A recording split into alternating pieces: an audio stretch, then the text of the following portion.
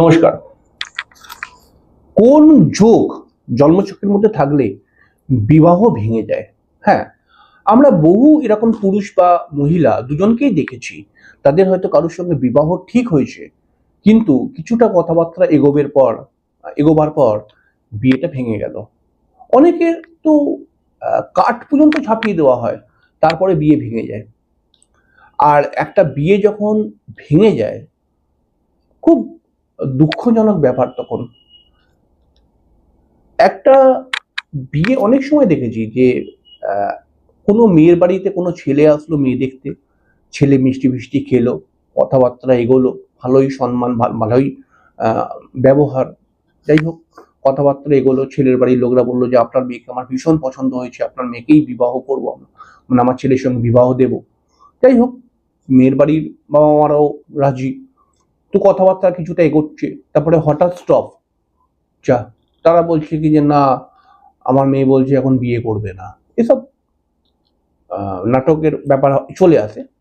হয়তো ঘটনা অন্য, তারা এটা বলে আর কি এখান থেকে বেরোলো, আলটিমেটলি বিয়েটা ভেঙে গেল, কথাটা এগোচ্ছিল, ভেঙে গেল। এইগুলো কেন হয়? এটাকে জ্যোতিষীয় দৃষ্টিভঙ্গিতে কিরকম ব্যাপারটা ঘটে, বা সনাতনী বৈদিক জ্যোতিষ এই বিষয়ে কি বলছে? সনাতনী বৈদিক জ্যোতিষ বলছে যে সপ্তম ভাবে মধ্যে যদি একাধিক পাপগ্রহ চলে আসে, এবং সপ্তম ভাবের উপরে একাধিক পাপগ্রহ, বা সপ্তম ঘরের উপরে একাধিক পাপগ্রহ রয়েছে, এবং একটি পাপগ্রহ রয়েছে, এবং আরেকটি পাপগ্রহ বা দুটি পাপগ্রহ সপ্তম ভাবকে দেখছে, তাহলে পারে কিন্তু অনেক সময় দেখা যায় সে যাকে চেষ্টা করে তাকে বিয়ে করতে পারে না। এছাড়াও সপ্তম ভাবের অধিপতি যদি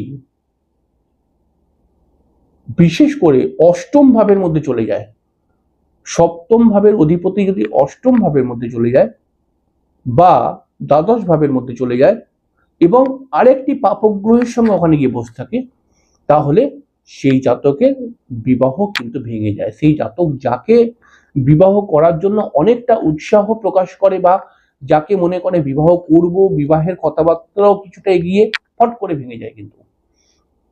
এছাড়াও দেখা গেছে যে জন্মচক্রের মধ্যে শুক্র কিন্তু খুব ভাইটাল একটি প্ল্যানেট বিবাহের জন্য, কারণ বিবাহের কারক গ্রহই শুক্র।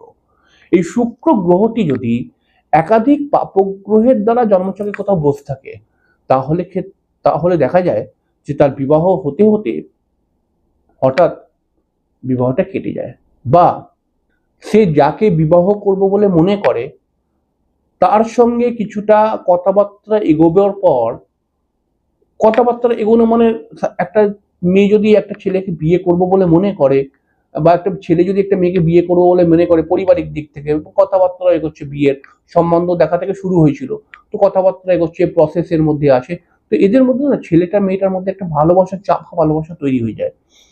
তো তারপরে দেখা গেল বিয়েটা ভেঙে গেল। ছেলের বাড়ির লোক বা মেয়ের বাড়ির লোক বলছে না, আমার ছেলে বা মেয়ে এখন বিয়ে করবে না, ঠিক আছে, মানে এইটা বলে কাটান দিয়ে দিল। তো এইটা হয় শুক্র যদি একাধিক পাপগ্রহ দ্বারা জন্মচক্রের মধ্যে পীড়িত হয়ে থাকে।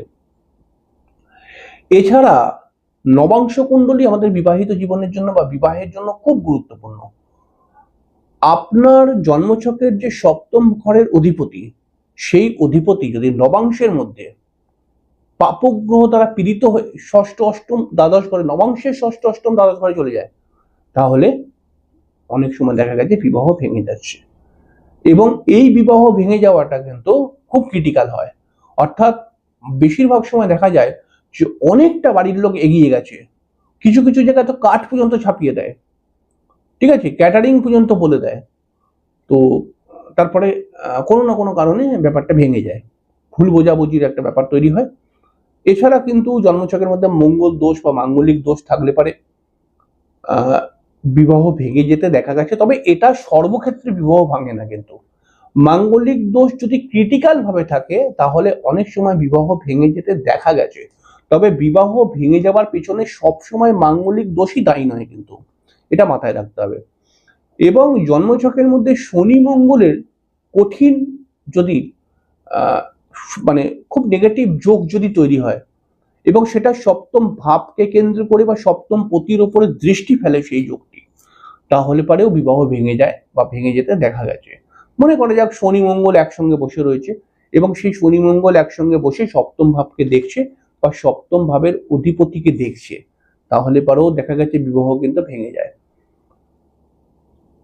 অনেক সময় এরকম হয় যে আপনি যেই সময় বিবাহ করতে চলেছেন সেই সময় একটা নেগেটিভ দশা রান করছে, এতেও কিন্তু বিবাহ ভেঙে গেছে। দেখা গেছে অনেক ক্ষেত্রে বিবাহ ভেঙে যাচ্ছে বা বিবাহ ক্ষেত্রে দেরি হয়ে যাচ্ছে। এখন বাড়ির লোক বলছে কি যে না আমি এখন করব না, আমি 2 মাস 6 মাস পরে করব, 6 মাস পরে বাড়ির লোকের মুড আবার অন্যদিকে ঘুরে গেল, এরকম ব্যাপারও হয়। আর অনেক সময় দেখা যায় যে একটা বিবাহ একটা ছেলের সঙ্গে একটা মেয়ের বিবাহের একটা জায়গা তৈরি হয়েছে, বাড়ি বা পরিবারের লোক সম্বন্ধ দেখে একটা বিবাহ ঠিক করেছে, বিবাহ হবে। কিন্তু ছেলেটা যখন মেয়েটাকে ফোন করছে মাঝে মধ্যে, তখন মেয়েটার কোনো কথা বলতে চাইছে না, কোনো যোগাযোগ রাখতে চাইছে না ছেলেটার সাথে, ঠিক আছে? তো এরকম ব্যাপারও অনেক সময় ছেলেটা রেগে মেগে কিন্তু বিবাহ ভেঙে দেয়, এরকম উল্টো দিকে মেয়েটাও হতে পারে ভেঙে দেয়। দেখুন, এই যে যোগগুলোর কথা বললাম, এই যোগগুলো থাকলে পারে বিবাহ ভেঙেই যাবে এরকম কিন্তু কোনো প্রমাণ নেই, কিন্তু বিবাহ যাদের ভেঙে গেছে তাদের মধ্যে এই যোগগুলো দেখতে পাওয়া গেছে। এবারে আমি তো বেশিরভাগ সময় দেখেছি ক্রিটিক্যাল মাঙ্গলিক দোষ, সপ্তম ভাবের মধ্যে একাধিক পাপক গ্রহের প্রভাব এবং তার সঙ্গে সপ্তমপতিও ড্যামেজ, এবং তার সঙ্গে সঙ্গে শুক্র একাধিক পাপক গ্রহের সঙ্গে পীড়িত হয়ে গেছে। এইরকম কয়েকটি কন্ডিশনে আমি দেখেছি বিবাহ কিন্তু খুব বেশি ভেঙে যায়। এবারে আপনি ধরুন একবার আপনার বিবাহ ভেঙে গেছে, তো আপনার জন্মছকে নিশ্চিত এই যোগগুলোর মধ্যে একটি যোগ তো রয়েছেই।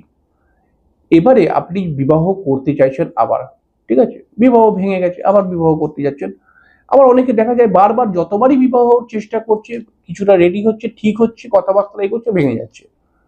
তো তখন কিন্তু আপনার জন্মছক দেখানো মানে অবশ্যই উচিত, এবং জন্মছকের মধ্যে ওই প্রবলেমটাকে ধরে ওই প্রবলেমটার সঠিক রেমেডি করলে এই জায়গা থেকে কিন্তু বেরিয়ে আসা সম্ভব। নচেত আপনি যতবার বিবাহ করতে যাবেন ভেঙে যাবে, আর যদি আপনি জোর জবরদস্তি করে দেন তাহলে কিন্তু সেটা বিবাহের ক্ষেত্রে খুব বড় বিবাহিত জীবনে ইফেক্ট ফেলবে। তাহলে আশা করছি বিবাহ কি কারণে ভেঙে যায় এটা বুঝতে পেরেছি বা বোঝাতে পেরেছি আপনাকে। এই যোগগুলো থাকলে বিবাহ কিন্তু টেকে না, বা টেকে না নয়, বিবাহ আর কি সম্বন্ধ দেখার পরও ভেঙে যায় ফট করে, বিবাহ হতে চায় না আর কি। তো যাই হোক, আপনার এই বিষয়ে মতামত জানাবেন, অনুষ্ঠানটি ভালো লাগলে পরে একটি লাইক দেবেন। পরের দিনকে আমরা আরেকটি অনুষ্ঠান নিয়ে চলে আসবো।